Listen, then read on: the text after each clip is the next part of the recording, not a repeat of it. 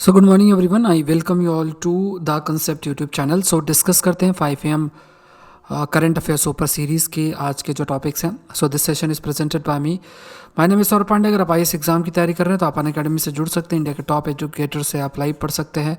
Mission victory UPSC CSC GS 2022 है आपका launch हुआ है 2022-23 और प्रीलिम्स स्पेसिफिक कोर्सेज आपके लॉन्च हुए हैं, तो इनका आप हिस्सा बन सकते हैं। इसके अलावा बहुत सारे जो कोर्सेज हैं एग्रीकल्चर और दूसरे ऑप्शनल्स हैं। So agriculture I am going to launch, और आपका ज्योग्राफी एनवायरनमेंट साइंस सीरीज़ है वो भी आपकी जल्द लॉन्च हो रही है।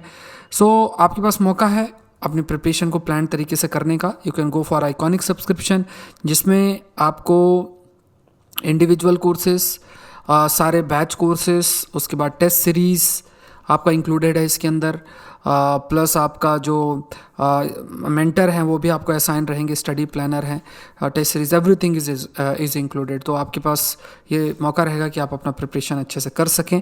क्लासेस जो मिस होती हैं उनकी रिकॉर्डेड क्लासेस भी आप देख सकते हैं। अनअकैडमी कॉम्बैट का हिस्सा जरूर से आप बने। March 7 को है 11 AM को। अगर आप अच्छा परफॉर्म करते हैं, टॉप रैंक लेकर आते हैं, तो आपके पास मौका है स्कॉलरशिप जीतने का। अगर कोड पूछते हैं तो you can use the code SPLIVE। इस कोड का आप इस्तेमाल कर सकते हैं, और इसके अलावा आप इसको टेस्ट दें और देखो कि परफॉर्मेंस आपका किस तरीके से। ये फ्री है। शुरू करते हैं। पहला जो क्वेश्चन है, consider the following statement about trade related aspect of intellectual property rights और ट्रिप्स। तो यहाँ पे India presses for waiver of TRIPS proposal at WTO, तो ये न्यूज़ आपकी आई थी। It is an international legal agreement between all the member nation of World Trade Organization. It was negotiated at the end of Uruguay round of General Agreement on Tariff and Trade between 1989 से 1990. It came into effect in January 2015. तो बहुत ही आसान question है। अगर आप trade related aspect of intellectual property right या trips की बात करोगे तो ये इंटरनेशनल लीगल एग्रीमेंट है। जितने भी मेंबर देश हैं वर्ल्ड ट्रेड ऑर्गेनाइजेशन है, उनके बीच में ये नेगोशिएट किया गया था at the end of Uruguay round of general agreement on tariff and trade between 1989 and 90। तो ये दोनों है। IPR जो पॉलिसी है, जो आपका इंटेलेक्चुअल प्रॉपर्टी राइट पॉलिसी है, अगर देखा जाए तो इसी से उसका जो लेजिटिमेसी है वो आपकी डेराइव होती है। It came into affect in जनवरी 2015, तो ये बहुत ही लेट है। ये आपका 1995 में अफेक्ट में आई थी। तो दो स्टेटमेंट आपके सही आंसर है, दैट इज़ 1 and 2। नेक्स्ट है, consider the following statements about registration of political parties. तो ये भी आपका PIB की न्यूज़ है। It is governed by the provisions of section 29A of representation of people act 1951। A party seeking registration with the Commission has to submit an application to the Commission within a period of 6 months following the date of its formation. So यहाँ पे correct आपको बताना है। So यहाँ पे देखो, यहाँ पे consider the following statement about registration of political parties.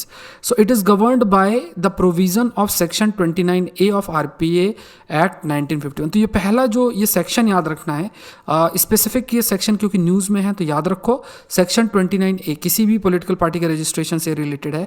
It is governed by the provision of section 29 of RPA Act। तो ये पहला आपका सही है।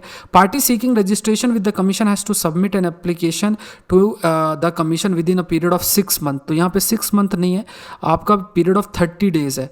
ठीक है, ये आपका 30 डेज है following the date of its formation. उसके जो डेट है उसके फॉर्मेशन की मतलब जो उसकी डेट है उसके 30 डेज़ के अंदर ही आपको सबमिट करना है application for the purpose, for registration purpose. So ये स्टेटमेंट आपका गलत है, पहला स्टेटमेंट सही है। आंसर जो है दैट इज़ 1 ओनली। नेक्स्ट देखते हैं, consider the following statement about X desert flag recently in news. So X desert flag अगर देखोगे तो ये न्यूज़ में Indian air force participation in X desert flag 6। So X desert flag ये annual multinational large force employment for warfare exercise है, hosted by UAE air force. Indian air force जो है उसने भी इसमें पार्टिसिपेट किया for the first time in exercise desert flag 6 along with air force of United Arab एमिरात, USA, Saudi Arabia, south Korea and Bahrain, इन्होंने participate किया। तो ये आपका भी मार्च में ही March 3 से शुरुआत हुई है इसकी। तो ये annual annual multi national flag force employment warfare exercise है। एनुअल है तो ये याद रखना है, हर साल होती है, कई देश इसमें पार्टिसिपेट करते हैं, hosted by Saudi Arabia.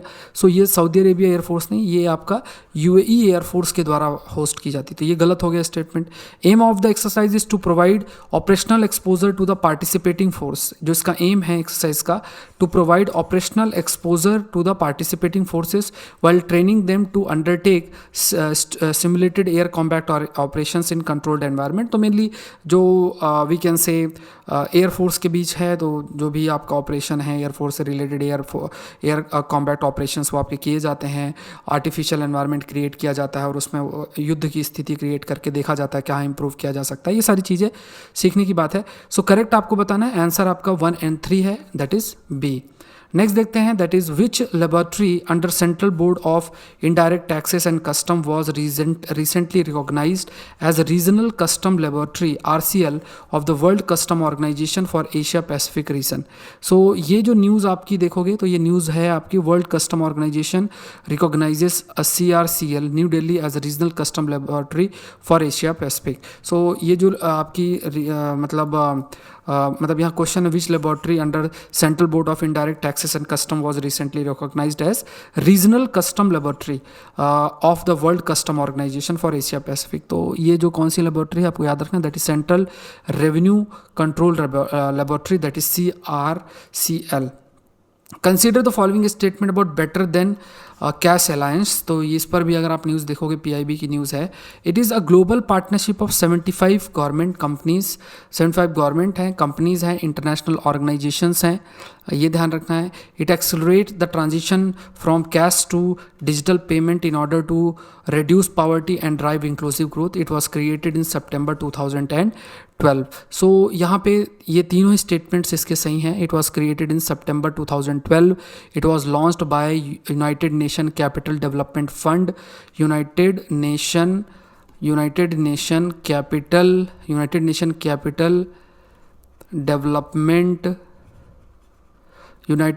Capital Development Fund और United State agency for international development, United Nation agency for international development, Bill and Melinda Gate foundation, Citigroup, Ford foundation, Omidyar network.